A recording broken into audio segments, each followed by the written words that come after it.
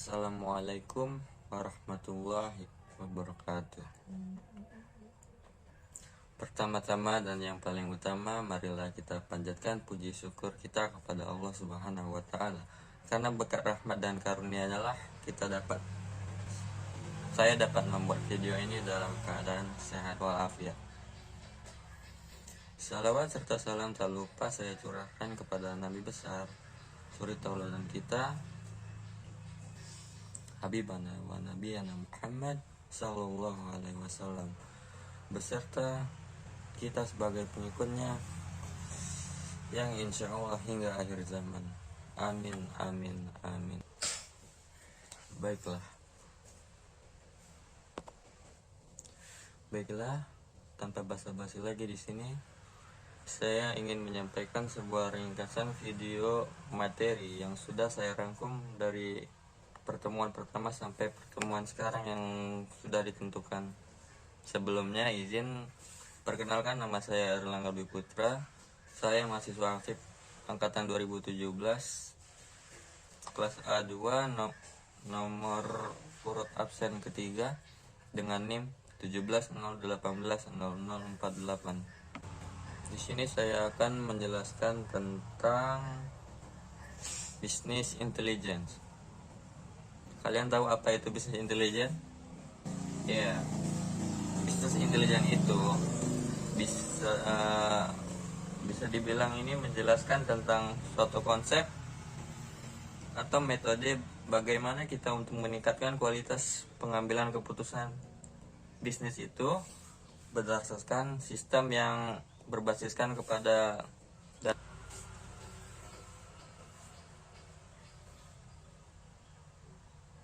bisnis intelijen. Itu adalah alat analisis yang digunakan untuk mengkonsolidasi data, menganalisis, menyimpan, dan mengakses banyak data untuk membantu dalam pembuatan keputusan, seperti perangkat lunak untuk query database, data pelaporan, multidimensi, dan data mining. Lanjut, skema jenis sistem informasi. Ya, di sini ada strategic level system, yaitu membantu senior untuk menangani dan menghadapi isu strategik dan perencanaan jangka panjang. Manajemen level system membantu dalam monitoring, kontrol pengambilan keputusan dan kegiatan administratif dari manajer menengah. Operasional level system membantu manajer operasional untuk menjaga agar kegiatan dan transaksi sehari-hari perusahaan itu berjalan dengan lancar. Baiklah, secara umum bisnis intelijen ini merupakan sebuah proses untuk melakukan ekstraksi data operasional dan mengumpulkannya dalam sebuah data warehouse. Selanjutnya, data di warehouse itu sendiri diproses menggunakan berbagai analisis statistik dalam proses data mining, sehingga didapat berbagai kecenderungan atau pattern atau biasa disebut dengan pola. Hasil penyederhanaan ini disajikan kepada end user atau user terakhir yang biasanya merupakan pengambilan keputusan bisnis. Dengan demikian, manajemen itu dapat mengambil keputusan berdasarkan fakta-fakta aktual dan tidak hanya mengandalkan intuisi dan pengalaman kuantitatif saja.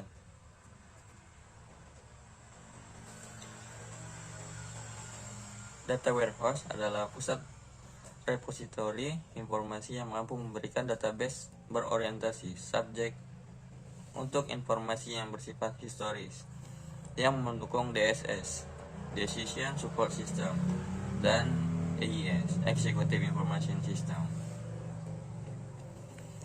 Fungsi bisnis intelijen ini diantaranya sebagai sistem mendukung pengambilan keputusan, di mana sistem dan aplikasi ini mengubah data-data dalam suatu perusahaan dan organisasi. Lanjut, faktor-faktor yang mengakibatkan kegagalan implementasi bisnis. Yang pertama, bisa dari perencanaan yang kurang matang, kualitas yang tidak baik, kurangnya mengantisipasi terhadap perubahan-perubahan yang ada pada suatu organisasi.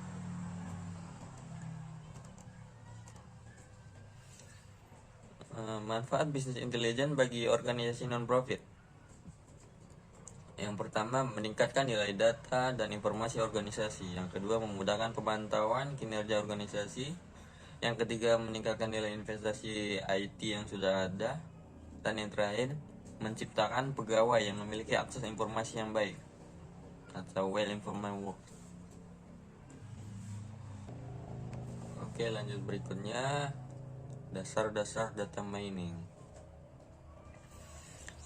Banyak data yang telah direkam dan disimpan berupa transaksi penjualan supermarket, transaksi perbankan, dan kartu kredit. Bisa dikunjungi di web. Di antaranya sistem komputer lebih murah dan cepat, kebutuhan untuk berkompetisi dengan strategi yang menjadi lebih tinggi. Pengertian data mining. Data di sini bisa didefinisikan sebagai rekaman atau catatan terhadap fakta atau transaksi atau objek. Jadi data mining itu bisa kita artikan eksplorasi dan analisis secara otomatis atau tidak.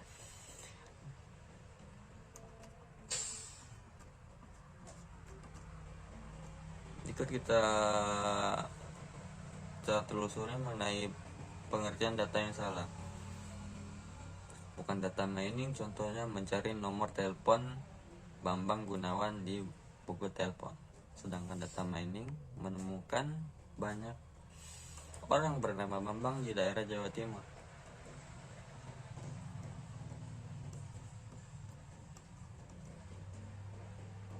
Ilmu data mining gabungan dari beberapa bidang ilmu dalam matematika dan ilmu komputer. Diperlukan karena data yang sangat besar, dimensi data yang besar, data heterogen. Arsitektur data mining, target based direct knowledge yang digunakan untuk memberi petunjuk pencarian atau mengevaluasi hasil pola data mining engine. Terdiri dari sekumpulan model fungsional seperti characterization, association, dan classification. Tugas utama data mining itu ada dua. Yang pertama ada prediktif dan yang kedua ada deskriptif. Prediktif ini memprediksikan dari atribut tertentu berdasarkan nilai dari atribut-atribut lainnya. Sedangkan yang deskriptif ini memperoleh pola atau correlation, trend cluster, treasury anomaly untuk menyimpulkan hubungan di dalam data tersebut. Lanjut nanti.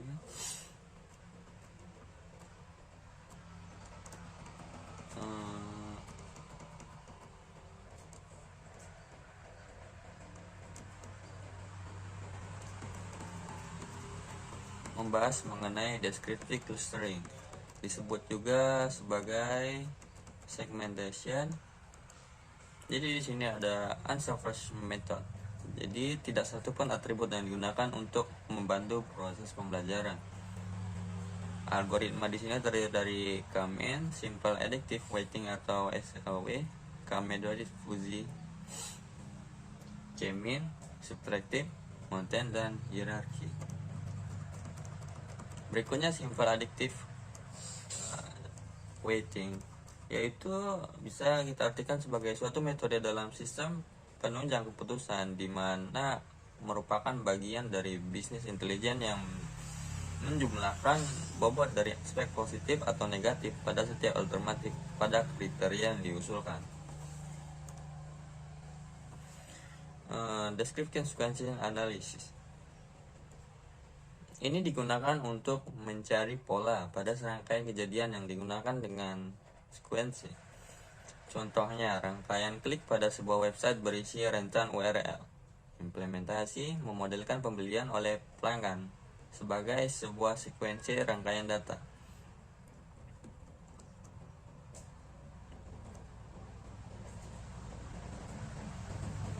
Pertama-tama seorang pelanggan ini bisa membeli komputer, lalu kemudian dia membeli speaker dan berakhir dengan akhirnya membeli webcam.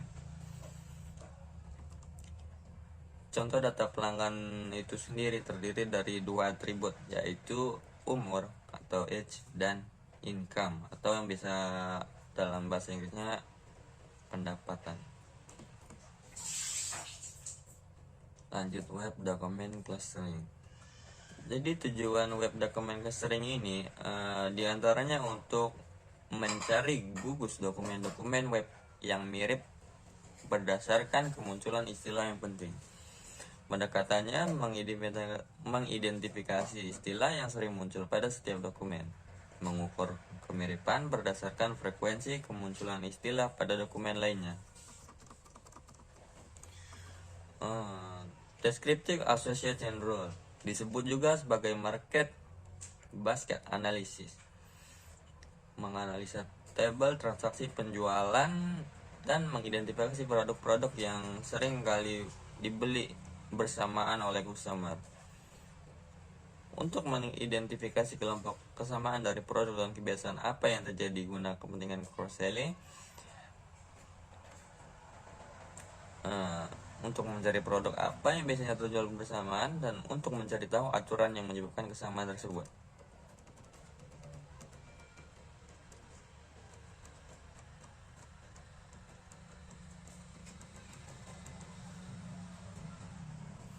Lanjutan untuk segmentasi pasar. Di sini tujuannya itu kurang lain ya, untuk mencari gugus segmentasi pasar berdasarkan data transaksi untuk keperluan marketing. Pendekatannya ya untuk mempersiapkan data berdasarkan atribut data pelanggan berdasarkan geografi dan data pribadi lainnya. Mencari gugus pelanggan yang mirip dengan atribut-atribut tersebut. Melakukan observasi berdasarkan gugus-gugus pelanggan yang sudah ditemukan. Hasilnya nanti strategi marketing yang tepat sasaran.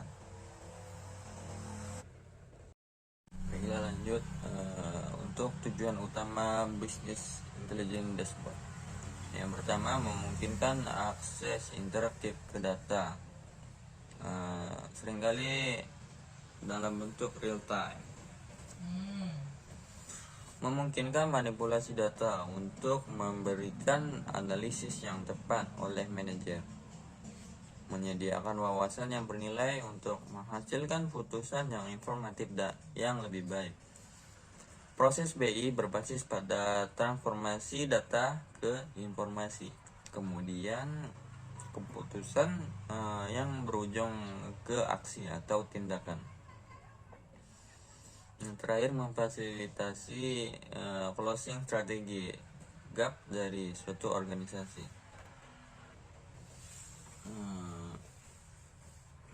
Salah satu tool yang digunakan BI adalah dashboard yang merupakan tampilan visual dari informasi penting yang disajikan pada suatu tampilan layar komputer. Disebut dashboard karena fungsinya ini sama seperti dashboard pada kendaraan.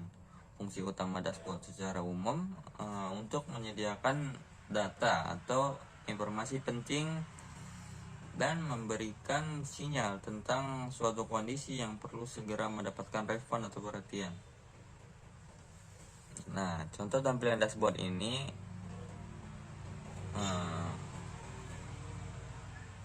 bisa terlihat pada monitor yang ada di depan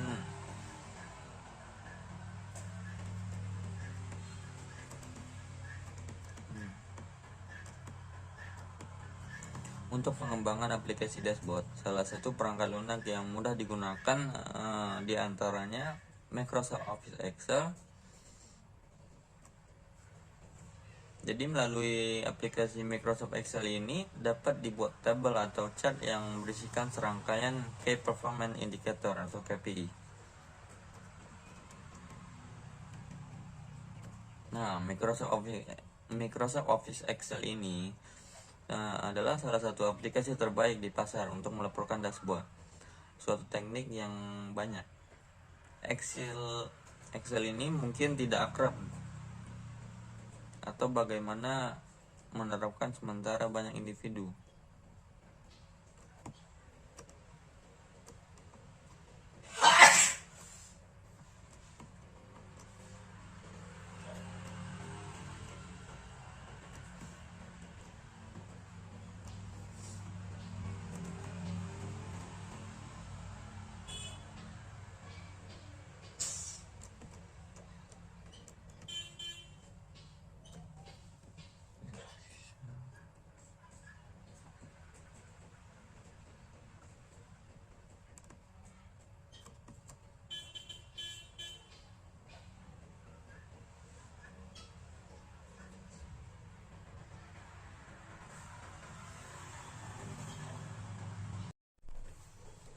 Bisnis intelijen menggabungkan data operasional dengan alat analisis untuk menyajikan suatu informasi secara kompleks dan kompetitif dari data acak untuk perencanaan dan pengambilan keputusan.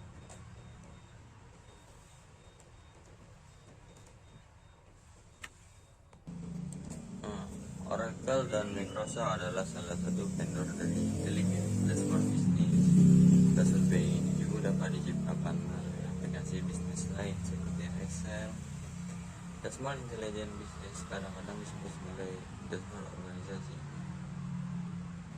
Dashboard intelligence bisnis ini sering dianggap sebagai scorecard kinerja. Perbedaan utama antara keduanya yaitu secara tradisional, bahwa dashboard intelijen bisnis seperti dashboard mobil menunjukkan status pada titik dan waktu tertentu. Sebuah scorecard di sisi lain menampilkan kemajuan dari waktu ke waktu menuju tujuan tertentu. Dashboard dan scorecard bisa didesain secara konvergen. Sebagai contoh, beberapa produk komersial dashboard juga mencakup kemampuan untuk melacak kemajuan menuju tujuan. Dashboard itu sebuah tampilan visual berisikan informasi yang dibutuhkan oleh pemangku kepentingan dalam rangka melakukan monitoring dan sebagai dasar analisa untuk melakukan pengambilan keputusan.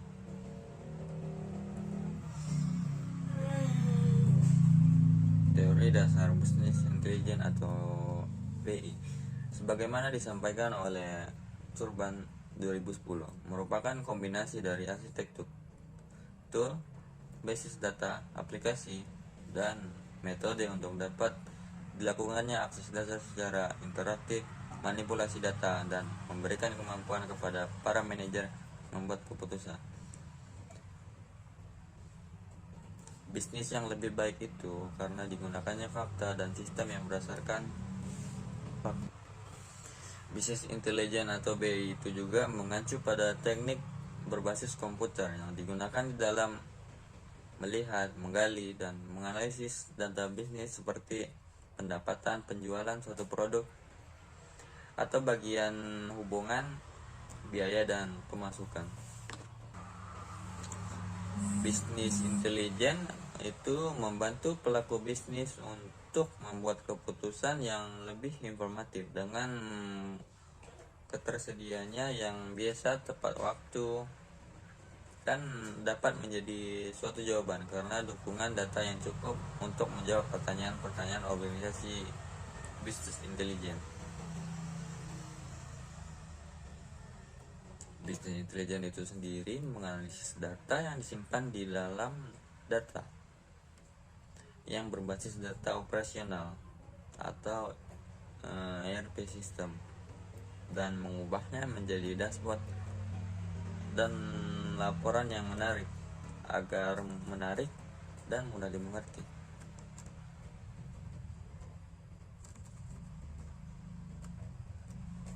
BI itu sendiri juga memberikan wawasan yang diperlukan untuk membuat keputusan perencanaan strategis ya, guna meningkatkan efisiensi operasional dan mengoptimalkan proses bisnis tersendiri.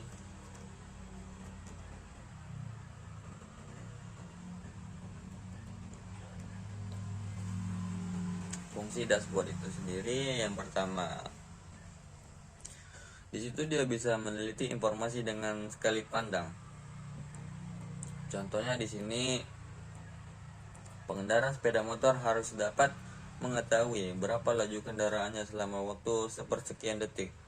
Dia menatap dashboard kendaraannya sebelum akhirnya kembali melihat jalan. Memberikan informasi secara efektif dan efisien.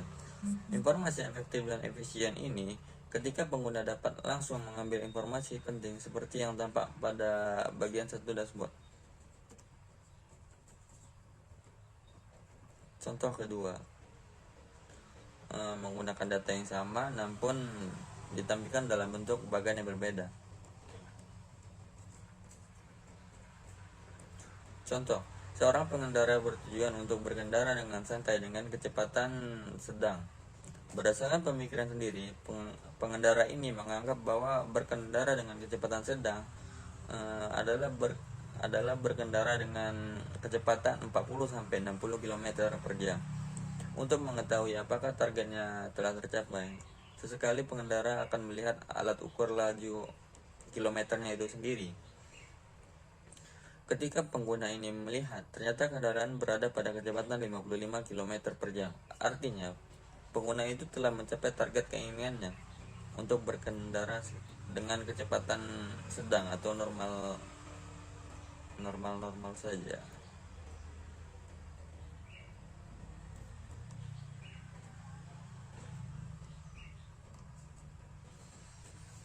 Setelah kita mulai masuk ke wilayah pengertian dan konsep dasar dari bisnis intelijen itu, mari kita menjelajahi komponen apa saja yang membentuk lingkungan bisnis intelijen itu.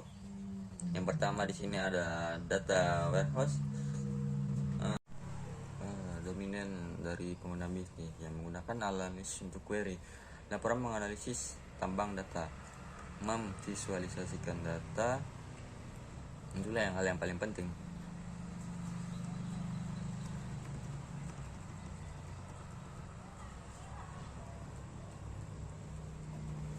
Dari penjelasan teori dan fungsi, tujuan tentunya akan terdapat banyak keuntungan.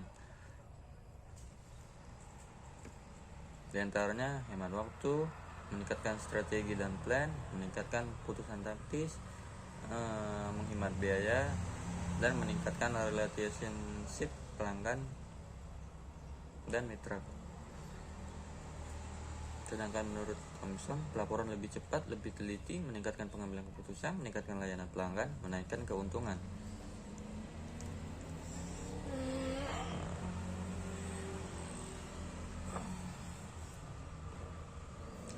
Salah satu tool yang digunakan BI adalah dashboard, yang merupakan tampilan visual dari informasi yang disajikan pada satu tampilan layar komputer. Disebut dashboard karena fungsinya sama seperti dashboard pada kendaraan. Fungsi utama dashboard secara umum adalah untuk menyediakan data atau informasi penting dan memberikan sinyal tentang suatu kondisi yang perlu segera mendapatkan respon atau perhatian.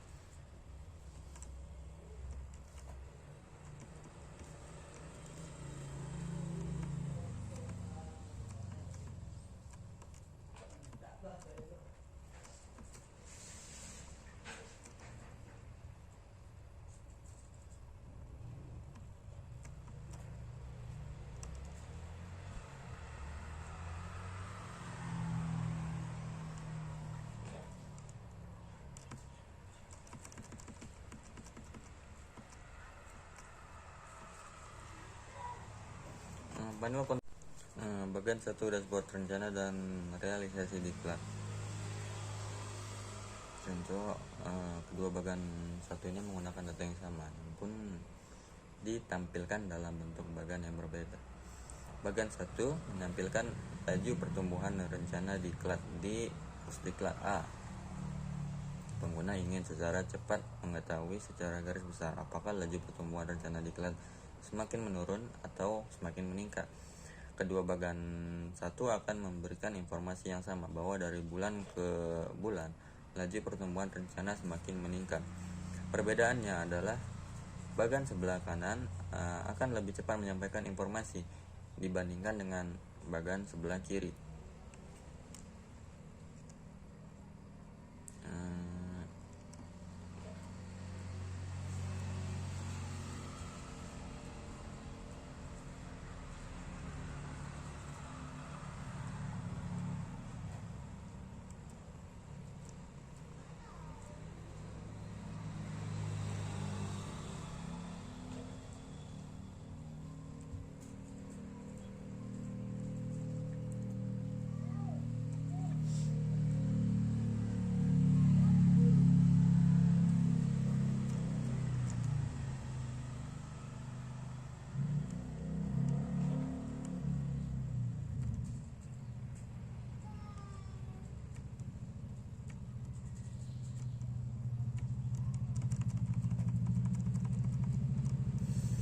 Panel kontrol di Excel dapat dibuat dari gambar bentuk, gambar, tabel, grafik, sel, perbatasan, kontrol. Pada dasarnya apapun yang dapat diatur untuk secara visual mempresentasikan data, karena dashboard itu dapat dibangun dengan cepat dan otomatis menggunakan VBA, proyek perangkat lunak yang digunakan untuk beberapa bulan. Dapat dilakukan di beberapa perangkat lunak yang digunakan setiap minggu. Pada dasarnya, laporan dashboard ini merupakan cara untuk visual menyajikan data yang penting dalam bentuk ringkasan sehingga dapat membuat keputusan yang cepat dan biayanya juga efektif, tidak terlalu mahal. Excel ini memiliki setidaknya 5 fitur yang membuat aplikasi yang luar biasa untuk pelaporan dashboard. Yang pertama, data analysis and visualization tools, slicer, pivot tables and power pivot for Excel, name sets, timeline and sparkline. Baiklah, dashboard pada Excel yang tidak hanya membantu Anda untuk memahami hubungan yang kompleks di Excel data Anda, tetapi hal itu memungkinkan Anda untuk membangun dashboard Excel lebih cepat dan mudah. Dengan komponen dashboard untuk Excel, Anda dapat menggunakan selain ke-5 fitur di atas, Anda juga bisa menggunakan heat maps, mini charts, dan grafik BAM dan grafik khusus lainnya, mendapatkan data visualisasi yang dramatis dan efektif. Dashboard itu merupakan salah satu solusi untuk penyajian dan visualisasi data.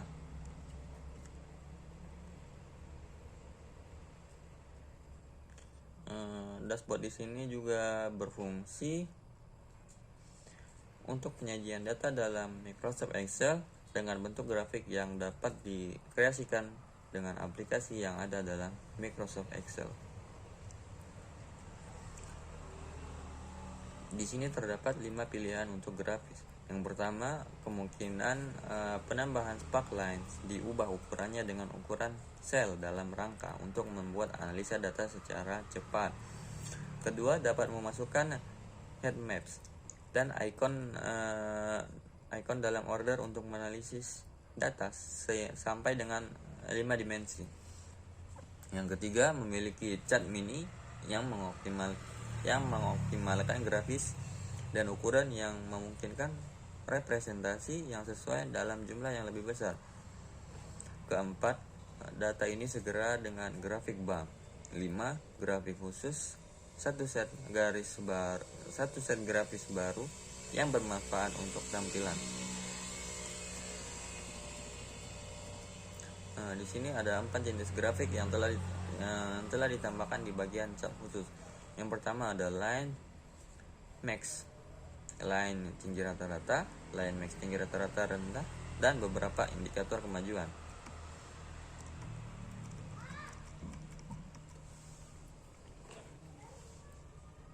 Baiklah, mungkin itu saja yang dapat saya sampaikan, ringkasan materi video dari pertemuan pertama sampai sekarang. kurang lebih saya mohon maaf. Apabila saya ada salah, saya minta maaf. Pada Allah saya mohon ampun. Wabillahi taufiq wal hidayah. Wassalamualaikum warahmatullahi wabarakatuh.